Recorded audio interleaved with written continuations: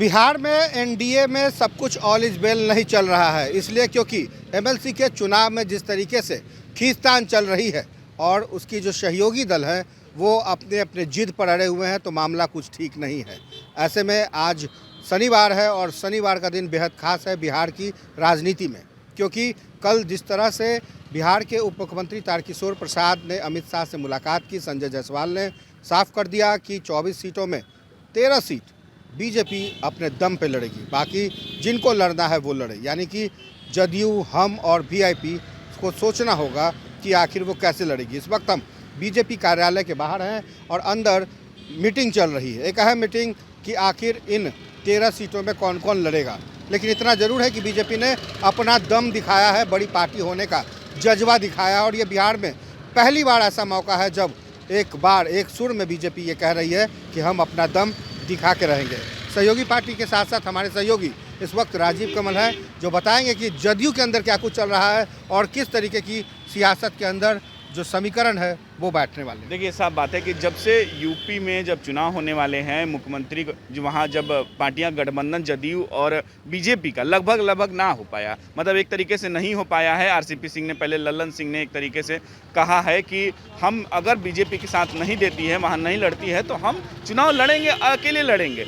वही प्रभाव एक तरीके से अब यहाँ एमएलसी के चुनाव पर दिखने वाला है, क्योंकि जिस तरीके से जब ऐलान कल हो गया कि अब 13 सीटों पर बीजेपी लड़ेगी, भले ऑफिशियल नहीं है लेकिन ऐलान ये हो गया है कि 13 सीटों पर बीजेपी चुनाव लड़ेगी। एमएलसी का अब 11 सीट बचते हैं, तो 11 सीटों पर एक तरीके से अब ये कह दी कि अब जो लड़े, अब ये मतलब कि हाँ, जेडीयू अगर 11 सीट पर है, क्योंकि उनके साथ सहयोगी है मांझी और बीजेपी के साथ हैं आपको मान लीजिए वीआईपी पार्टी। अब देखना होगा कि इस 11 सीट में कितना खींचतान है। जिस तरीके से वीआईपी पार्टी हमेशा धमकी दे रहे हैं, उनके अध्यक्ष हैं जो मुकेश सहनी, उनका साफ कहना है क्योंकि अप्रैल में उनका खत्म होने वाला है, अप्रैल महीने, तो अगर उसके लेकर बेचैनी बढ़ रही हो, जो आदर्श कहते हैं कि लालू प्रसाद यादव को आदर्श मानते हैं और फिर तेजस्वी को छोटे भाई कहते हैं, तो कहीं ना कहीं ये दाव पेच का जो खेल है वो हमें चल रहा है। अब साहब यहाँ सरगर्मी जो भाजपा कार्यालय में यहाँ से बैठक चल रही है, यहाँ बैठक कर रहे हैं, और वहीं जदयू में भी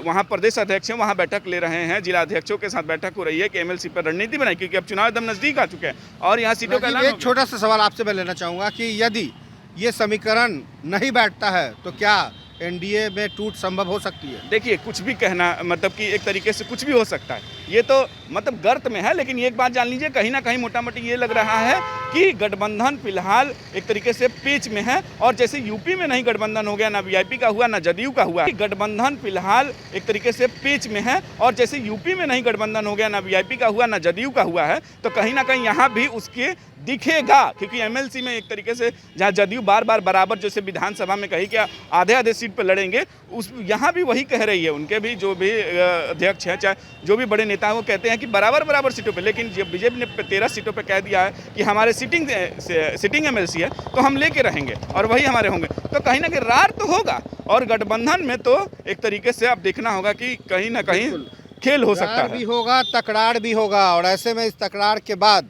जो घमासान होगा वो भी देखना दिलचस्प होगा, क्योंकि लगभग जीतन राम मांझी की पार्टी की बात करें तो पहले ही उन्होंने 2 सीटों का दावा किया है। मुकेश सहनी खुद रडार पर हैं अपने बयानों के जरिए और उत्तर प्रदेश के चुनाव के जरिए। ऐसे में बिहार के अंदर जो समीकरण है उस पर सबकी निगाहें टिकी है, खास करके विपक्ष की निगाहें टिकी है कि आखिर कैसे कितनी जल्दी टूटता है बिहार का एनडीए।